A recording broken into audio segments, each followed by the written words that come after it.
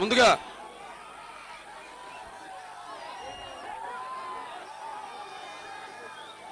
వేదికను అలంకరించిన పెద్దలు, గౌరవనీయులు, శాసన మండలి సభ్యులు, అకాడమిషియన్ ఎంబీబీఎస్ మూర్తి గారికి, అలాగే తెలుగుదేశం పార్టీ ఇక్కడ అర్బన్ అధ్యక్షులు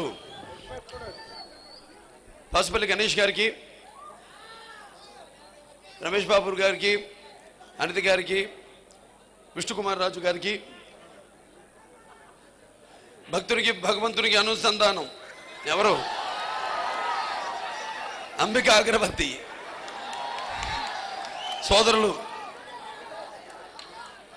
మా కుటుంబ సభ్య సమానులు అంబికా కృష్ణ గారికి, అలాగే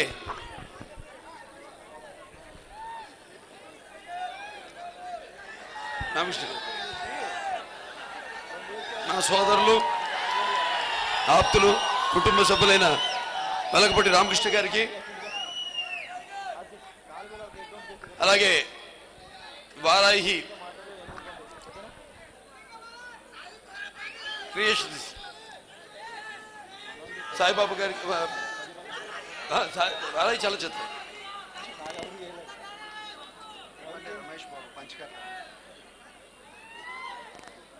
అలాగే శాసనసభ్యులు రమేష్ బాబు గారికి, మా స్టంట్ మాస్టర్లు రామ్ లక్ష్మణ్ గారికి, అలాగే బాలకృష్ణ అభిమానుల అంటే ఈ జిల్లా అభిమానుల అధ్యక్షులు పైడిరాజు గారికి, అలాగే వైజాగ్ పట్టణ అధ్యక్షులు సన్నీ గారికి, అలాగే ఈ యొక్క కార్యక్రమాన్ని విజయవంతం చేయడానికి విచ్చేసిన ప్రజానికానికి, నా అభిమానులకు, పాత్రికేయులకు అందరికీ ముందుగా నా హృదయపూర్వక కళాభివందనాలు తెలియజేసుకుంటున్నాను. ఈరోజు ఏదైతే ఇప్పుడు కార్యక్రమం జరిగిందో ఒక వరవడి అంటే ఒక చరిత్ర అంటే ఇందాక చెప్పినట్టు శాతకర్ణి, గౌతమిపుత్ర శాతకర్ణి ఆయన ఏ రోజు అయితే 33 రోజులను జయించి సింహాసనాన్ని అధిష్ఠించాడు,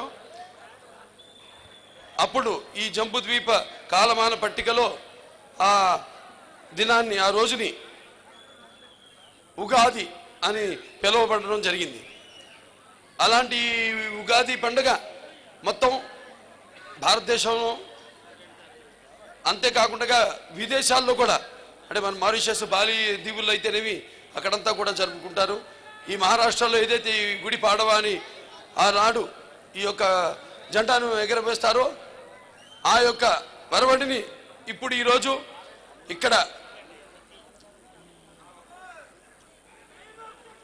అలాగే 100 సెంటర్లలో నా అభిమానులందరూ కూడా ఈ యొక్క జెండాని ఆవిష్కరింప చేయడం జరిగింది. మరి ఈ చల్లని సముద్ర గర్భం దాగిన బడబాలనమెంతో ఆ నల్లని ఆకాశంలోనూ కానరాని భాస్కరులందరూ అన్నారు మహాకవి దాశరథి గారు.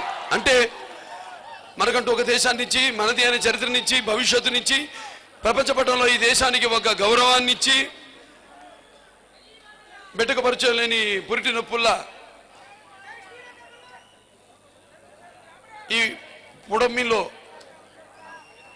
కానరాని ఒక భాస్కరుని కథ మన గౌతమిపుత్ర శాతకర్ణి. మరి ఈ యొక్క ఇంత విశాలమైన దేశాన్ని పరిపాలించింది ఒక తెలుగువాడని ఎంతమందికి తెలుసు?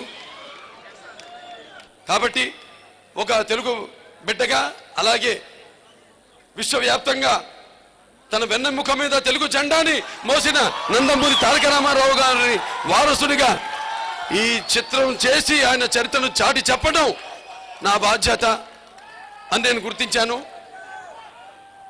దానికంటే ముందు ఎన్నో జీవితంలో యాదృచ్ఛికలు జరగడం సంభవించాయి. అందులో ఈ చిత్రం ఒకటి. ముఖ్యంగా నాన్నగారు చేసిన పాత్ర చేయడం అంటే మాటలుగా ఉంది. అటువంటి ఆయన చేసిన పాత్రలన్నీ కూడా చేయగలిగానంటే అది ఆ కళామ తల్లి చల్లని చలువ. అంటే ఈరోజు నేను ఒక యువరత్నగా పిలువబడుతున్నా, లేకపోతే ఒక నటసింహంగా పిలువబడుతున్నా, ఒక ఎమ్మెల్యేగా పిలువబడుతున్నా, అది మా అమ్మగారి ఆశల చలువ, మా నాన్నగారి ఆశీస్సులు చలువ, నా అభిమానుల చలువ, నా ప్రేక్షక దేవుళ్ళ ఆశీస్సులు అని సభాముఖంగా నేను తెలియజేసుకుంటూ మీ అందరికి నా కృతజ్ఞతలు తెలియజేసుకుంటున్నాను. మరి ఆయన రాముడిగా చేశారు, కృష్ణుడిగా చేశారు, రావణాసుడిగా చేశారు, అర్జునుడిగా చేశారు. అలా అన్ని పాత్రలను చేసే అదృష్టం నాకు కలిగింది. ఈ పాత్ర కూడా ఆయన చేయాలనుకున్నారు, కానీ అప్పుడు రాజకీయాల్లో ఉండడం వల్ల సమయం లేక ఆ సినిమా చేయలేకపోయారు. మరి ఏమో నేను చెప్పాను, నాకెన్నో కాకతీయాలు అలాగే యాదృచ్ఛికలు ఎన్నో జరిగినాయని, ఈ పాత్ర నేనే చేయాలని ఆయన నాకు వదిలిపెట్టినట్టుగా భావించి ఈ పాత్రకు నేను న్యాయం చేశానో లేదో అన్నది నా ప్రేక్షక దేవుళ్ళు. నాన్నగారు అంటుంటే వారి సమాజమే దేవాలయం, ప్రజల దేవుళ్ళు, అందులో నేను ఒక అర్చకుండని. మరి మీరిచ్చే తీర్పే మా నాన్నగారి తీర్పుగా నేను భావించుకుంటానని ఈ సభాముఖంగా నేను తెలియజేసుకుంటాను. మరి పౌరుష జ్ఞాన కీర్తుల పెరగనేని ఉదర పోషణ పౌరుష జ్ఞాన కీర్తులు పెరగనేని ఉదర పోషణ మాత్రం ఒక పూటైనా చాలు అని మనకు ఒక సామెత ఉంది.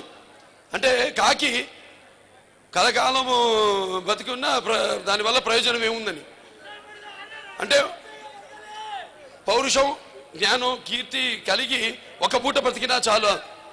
అలాంటి వాణి బతుకు అలాంటి వాణి జన్మకు నిజమైన సార్థకం కలుగుతుంది. కాకి పొట్టి తన కడుపు నింపుకోవడం కోసమే బతికే ఎంతకాలం బతికినా ఏ ఉపయోగం ఉంటుంది?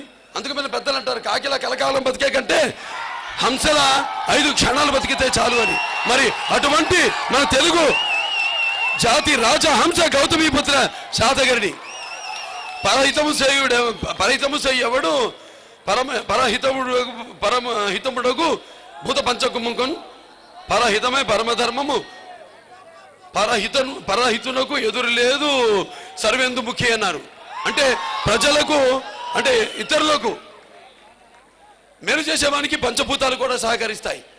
మరి ప్రజా సంక్షేమానికి కట్టుబడడమే పాలకుల ధర్మం. అలాగే ప్రజలకు మేలు చేసిన వ్యక్తికి ప్రపంచంలో ఎదురు ఉండదు.